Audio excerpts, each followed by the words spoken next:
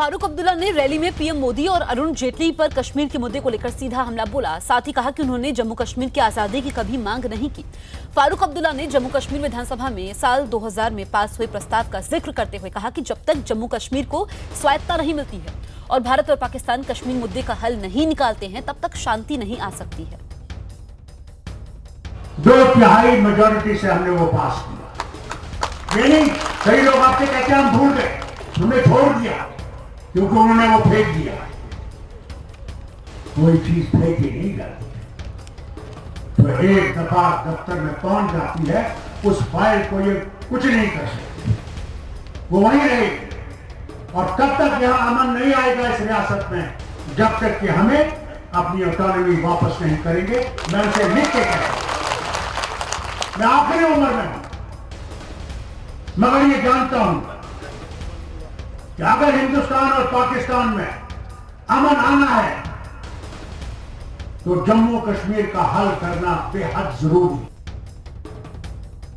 Narasimha Rao Africa में television पे सारे हिंदुस्तान के लिए उसने तकरीर की और कहा, मैं ये मानता हूं कि कश्मीर में जम्मू कश्मीर रियासत का वजीर आजम होना चाहिए।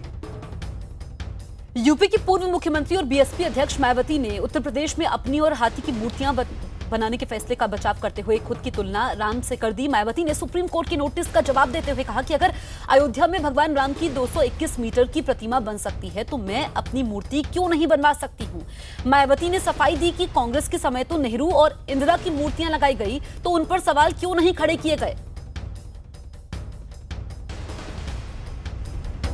तो इस वक्त की सबसे बड़ी खबर हम आपको बता रहे हैं। दरअसल मायावती ने सुप्रीम कोर्ट की नोटिस का जवाब देते हुए कहा कि अगर अयोध्या में भगवान राम की 221 मीटर की प्रतिमा बन सकती है तो मैं अपनी मूर्ति क्यों नहीं बनवा सकती हूं। मायावती ने सफाई दी कि कांग्रेस के समय तो नेहरू और इंदिरा की मूर्तियां लगाई गई, तो उन पर सवाल क्यों नहीं खड़े किए गए। एहतेशाम हमारे सहयोगी फोन लाइन पर मौजूद हैं। एहतेशाम, मायावती ने यह सफाई दी है कि जब भगवान राम की मूर्ति बन सकती है अयोध्या में, तो मैं अपनी मूर्ति क्यों नहीं बनवा सकती हूँ। ये कैसा तर्क है? ने अपने हलफनामे में ये बात साफ करने की कोशिश की है कि क्या सरकारी पैसे का खर्च गलत जगह पे हुआ है। इससे उन्होंने सफाई ये दी है कि ये जो पैसा अप्रूव हुआ था लगभग 2000 करोड़ का, वो विधानसभा से पारित हुआ था और क्योंकि विधानसभा की सहमति थी उसमें, इसलिए ये मूर्तियां बनाई गई। और उन्होंने साथ ही कई ऐसी मूर्तियों का हवाला किया है जो कि बनाए गए हैं और जिसके लिए चलिए एहतेशाम, मैं आपको रोकूंगी। इस वक्त हमारे साथ बीजेपी नेता अनिला सिंह फोन लाइन पर मौजूद हैं।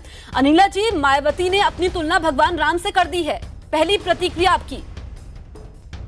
देखिए, ऐसा है कि जो महिला अपने आप को दलित की बेटी कहती हो, परंतु हम जानते हैं कि उसकी जो यात्रा रही है वो दलित की बेटी से दौलत की बेटी हो गई।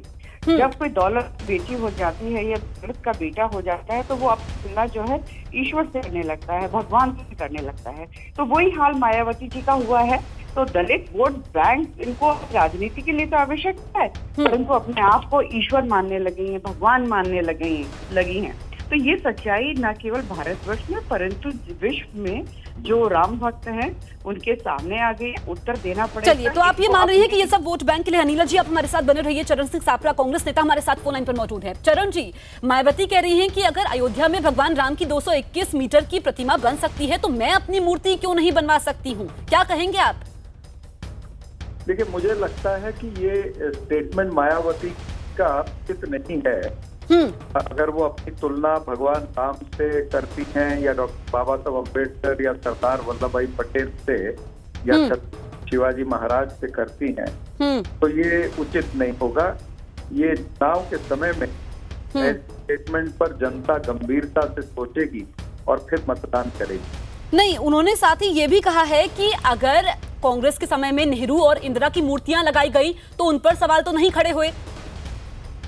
देखिए, इंदिरा जी की या नेहरू जी की जो मूर्तियां लगी होंगी वो उनकी जीवन यात्रा पूरी होने के बाद में लगी थी। और अगर मैं आपको याद दिला दूं, इनसे भी बड़े नाम मायावती जी ने उसमें एफिडेविट में कोट किए हैं, भगवान राम जी का और छत्रपति शिवाजी महाराज, डॉक्टर बाबा साहब अम्बेडकर, ये सब और भी बड़े नाम है। ये आदर्श जो रहे हैं हिंदुस्तान के इतिहास के, वो लोग हैं। तो मुझे लगता है कि कहीं ना कहीं मायावती जी से ये चूक हुई है।